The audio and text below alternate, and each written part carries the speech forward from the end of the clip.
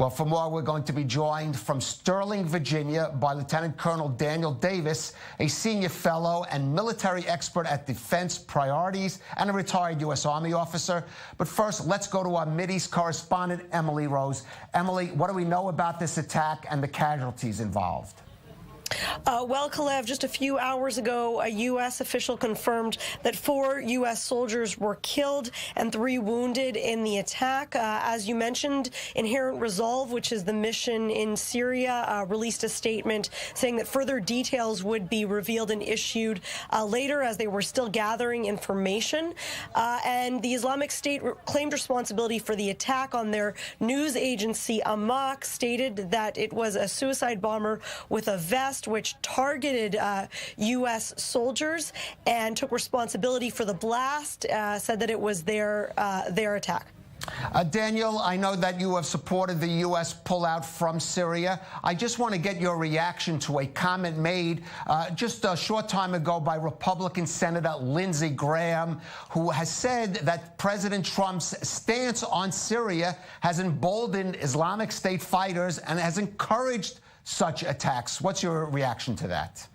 I saw that comment, and he could not be more wrong. And the evidence is overwhelmingly against that, but it's an emotionally held argument that just does not bear up to what the situation is on the ground. And I can tell you, I have conducted patrols on the ground like this in combat zones, just like the ones that we're talked about here. And what this does is underscores how important it is that the United States does withdraw. Because just imagine that guy with the suicide vest. He's not a threat to anybody outside of Syria. And if we remove our troops from there, then we're no longer targeted by him. It's not as though he's going to, go to a Western capital or to the United States, because we have measures to prevent that from happening. But the longer we keep our troops there, I've been warning about this for months, that our troops continue to absorb enormous strategic and personal risk, as we now see, because when you're there, you could have a clash with Russia, with potentially Iranian forces, with Syrian forces, or with other Arab fighters, and certainly with Syria. They don't need to be there, and they do not keep us safe here. Well, Daniel, certainly that position was also articulated today by Vice President Mike Pence in some comments he made. Let's take a listen. Thanks to the leadership of this commander-in-chief and the courage and sacrifice of our armed forces, we're now actually able to begin to hand off the fight against ISIS in Syria to our coalition partners, and we are bringing our troops home. The caliphate has crumbled, and ISIS has been defeated. Well, Daniel, certainly ISIS has lost most of its territory in Syria, but as we see today, it's still very much alive. And the argument has been made that the United States has taken the fight to ISIS in Syria so they don't take the fight to not only the U.S., but other parts of the Middle East where U.S. troops are stationed. What about that argument?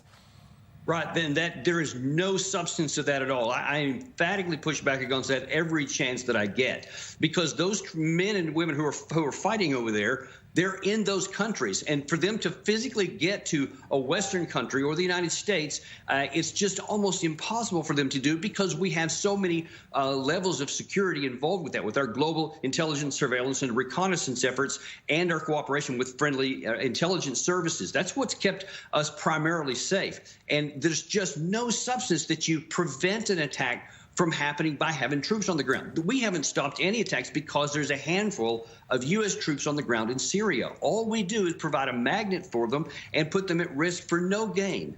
Well, Daniel, why does that argument also then not apply to Iraq, where the Trump administration said it is keeping U.S. troops in a situation where we know there are ISIS fighters, there are Iranian elements, and, of course, other forces hostile to the U.S.? It does apply to Iraq, and it applies to Afghanistan. Look, this has been this default position we've had since 9/11, when George Bush first famously made that comment about, we're going to fight them over there so we don't have to fight them over here. But it was never true. It's not true then. It's not true now. And it won't make us any more vulnerable by withdrawing our troops now, because all it does is this enormous cost and threat to the troops who are on the ground there. But I just cannot emphasize enough, when you look at how many terrorist attacks have been thwarted thwarted over the years. They have been thwarted because of what happens from the global ISR and the intelligence and law enforcement official. That's where your defense truly is, because just imagine, it makes sense. You have ISIS, other fighters all over the globe. You have Al-Qaeda. You have all kinds of other terrorist organizations. You don't have troops there. Okay, I understand.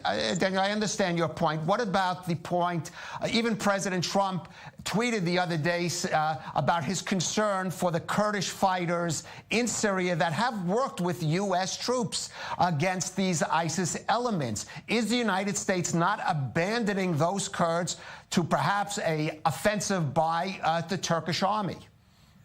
Well, that's something that we should certainly put a lot of pressure on diplomatically against Turkey not to do. But we got to be clear about this. There has never been any representation that the United States was signing up to be the permanent defense force for the SDF.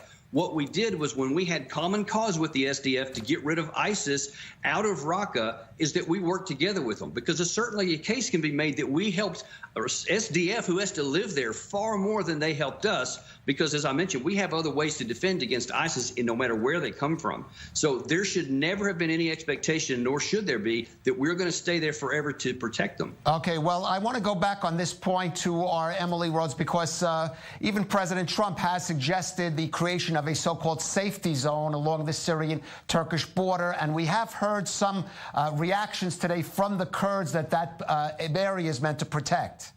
Yes, Kalev. The Kurdish-dominated SDF, the Syrian Democratic Forces, stated that it will support an effort to establish a safety zone in that area, but it insisted that it be monitored by an international body like the United Nations. And as you mentioned, the Kurds in those areas are very vulnerable at this moment. They are fearing an imminent Turkish response. It's likely to come to take over that area, try to establish its forces in that area. Well, this is a move to try to protect the Kurds from any kind of a Turkish onslaught. Okay, I want to thank Emily Rose, and from Virginia, Daniel Davis, for joining us today on The Rundown.